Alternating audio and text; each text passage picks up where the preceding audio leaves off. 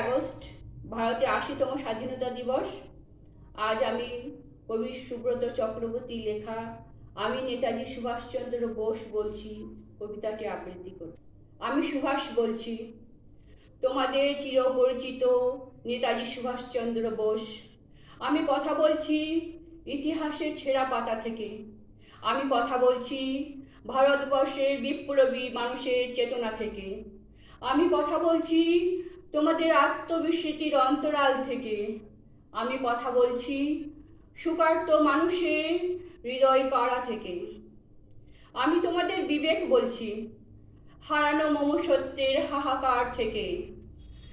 স্বাধীনতা প্রাপ্তির ৭২ বছর পর তোমাদের কাছে ফিরে এলাম কয়েকটা প্রশ্ন নিয়ে। বলো তোমরা, ওরা কারা যারা অহিংসার আড়ালে দেশকে বিভাজিত করলো, ধর্মের ভিত্তিতে ভাটভূমিকে টুকরো টুকরো করলো, গণতন্ত্রের নামে রাজতন্ত্র কায়েম করলো, নিরপেক্ষতার নামে সাম্প্রদায়িকতার বিষবৃক্ষ রোপণ করলো, উন্নত উর্বর ভারতভূমিকে মুমূর্ষ মৃতপ্রায় বন্ধ্যাভূমিতে পরিণত করলো। বলো তো, সত্তরোর্ধ্ব স্বাধীনতার পর কেন আজও শুনতে হয় নিরন্ন বুভুক্ষ মানুষের হাহাকার? কেন শুনতে পাই অসহায় না বিচার পাওয়া ধর্ষিতা নারীর আর্তনাদ? কেন আজও স্বাধীন দেশের সমস্ত শিশু শিক্ষার আলোয় আলোকিত হয়নি?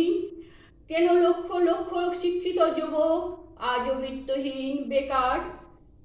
আমি একদিন তোমাদের বলেছিলাম, give me blood, I shall give you freedom. রক্ত দাও, স্বাধীনতা দাও।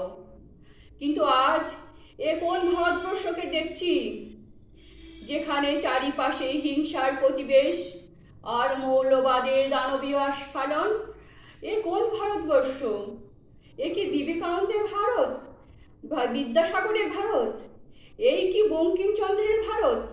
এই কি রবীন্দ্রনাথের স্বাধীন ভারতবর্ষ? এ কোন অজানা ভারত? এই জন্যই কি বিপ্লবীরা করেছিল প্রাণদান? এই জন্যই কি তারা গিয়েছিল দ্বীপান্তরে দেশান্তরে? এই জন্যই কি তারা মায়ের জন্য বলি প্রদত্ত হয়েছিল? হে ভারতবাসী, গর্জে ওঠো তোমরা, ভেঙে ফেলো সব অচলায়তন, ভেঙে ফেলো সব বাধা ব্যবধান বিভাজন। তাকিয়ে দেখো তোমাদের ভারত মাতা কিভাবে কাঁদছে, কিভাবে তার চক্ষু দুটি অশ্রু সজল হয়ে উঠেছে। মায়ের চোখের জল দুহাত দিয়ে মুছিয়ে দাও।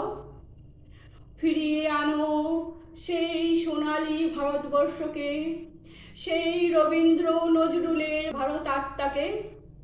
সেদিন আমরা আবার একসাথে এক সুরে এক প্রাণে গাইব, বলো বলো বলো সবে, শত বিনা বেনু রবে, ভারত আবার জগৎ সবার শ্রেষ্ঠ আসন লবে।